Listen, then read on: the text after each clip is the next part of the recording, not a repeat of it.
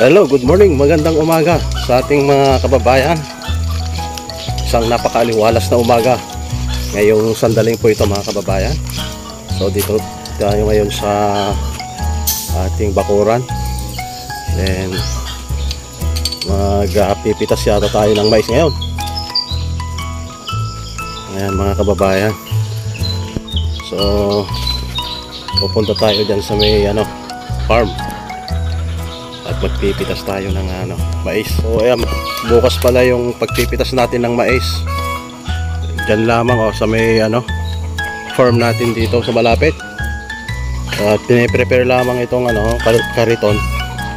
Kino-condition tong kariton para gamitin bukas sa pag-harvest natin ng mais. So nakita nyo naman na yung mais na nandyan natumba lahat dahil sa malakas na hangin dulot ng bagyo. Wala na yung recover natin, nasa 60% lamang siguro. And then kinain pa ng ng manok, mga nasa 50% na siguro yung nandito mga kababayan. O yan, magkabilaan po ito na maisan dito. Bukas tayo mag-harvest mga kababayan. 50% recovery lamang siguro to mga kababayan na. Kasi napilit na nag-mature Ayan, yung bunga niya napilit na. Kumbaga hindi nasunod yung maturity days nito para mas mabigat sana.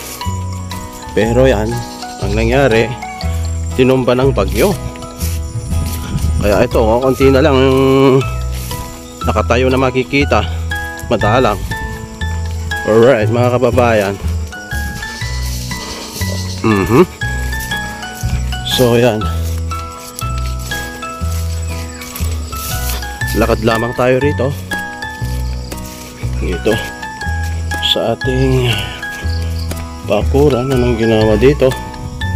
Ayan pala, tinanggal yung mga hose dito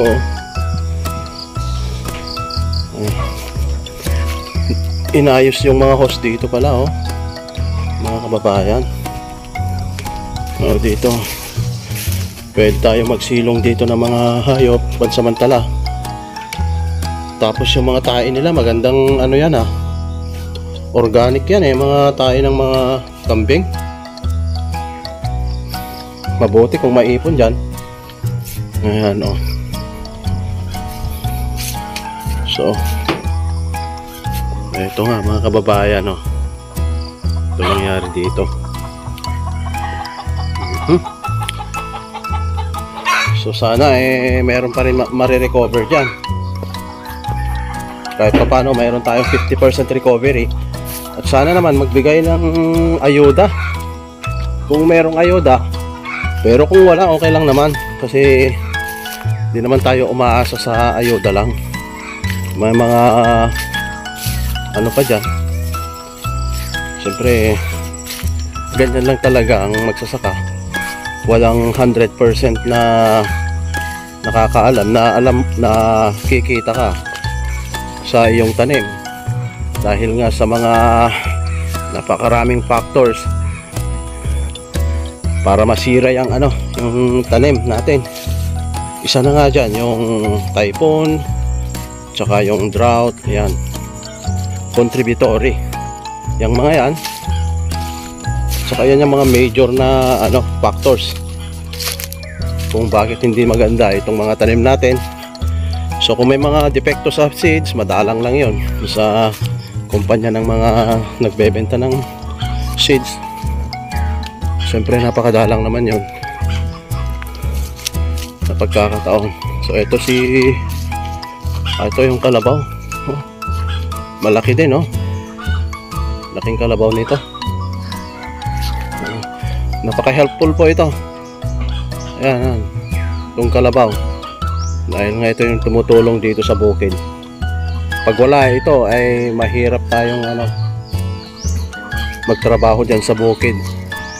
Ayan. Itong tinatawag na beast of burdens. Itong kalabaw na ito, tinatawag silang beast of burdens. Kasi nga sila yung napakahirap ang ginagawa dito sa ating bukid. Alright. At gagayak lamang tayo mga kababayan. At Lunes ngayon ng umaga, siyempre meron tayong lakad sa ating trabaho. Lalakad na naman tayo. Ayan. At pupunta tayo sa mga iba't ibang mga offices at sa mga client natin. Alright. Pasilip lamang itong dates na eto pala, eto pala oh. Matalim din pala ito oh. Eto oh, natusok si ate dito. Ayan, ito sa dulo ng dahon niya.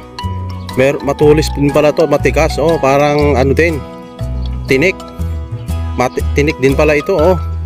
Kaya namaga yung ano, yung tignan nyo oh, na pointed siya oh. Napaka sharp din siya. So delikado sa mata. Pag hindi mo inaakala na makakatusok pala sa mata ito or sa kamay, matigas pala, parang tinik din tong dulo ng kanyang dahon mga kalakad. So careful kung meron po kayong tanim na ganito, lalo na yung mga bata pag napunta rito. So wag natin ayahan na pumunta yung mga bata rito. Pero dapat to bakuran natin to para hindi mangyaring mapunta yung mga bata dyan. Alright. Maraming salamat sa panunood sa umagang ito. God bless po sa ating lahat. Mabuhay po.